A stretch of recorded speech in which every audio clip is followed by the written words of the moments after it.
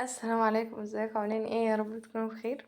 طبعا كلنا اول ما بنفتح اي ريل بننسى نفسنا، وممكن مثلا لو احنا فاتحين عشان فيديو معين اقل من دقيقة نلاقي نفسنا وصلت معانا ل5 6 ساعات. فانا النهارده جايلكم بتطبيق انا شخصيا بستخدمه بجد بيفرق معايا جدا، فهو من باب ان دي حاجة بتفيدني فانا هقولها لغيري لعل غيري يستفاد. تمام. ايه هو بقى التطبيق؟ اسمه ستوب سكرول. تمام، اول ما بندخل عليه هو بيحتاج البرميشن. تمام. اول ما بتديله الاذن. تمام.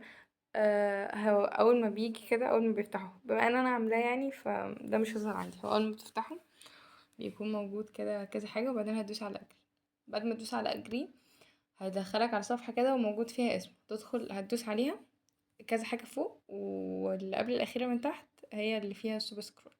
هتدوس عليها وبعدين تدخل هتعمل اون، هتشغلها، تطلع. فهو كده اشتغل معاك.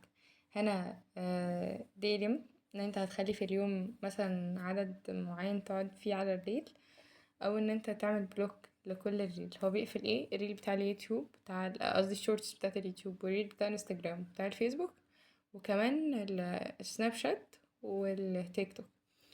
فاي حاجه من دول هو بيقفلها. فاتمنى ان هو يفرق معايا حد فيكم، ولو فرق مع حد يعني يبقى دي بقى. ويلا، السلام عليكم.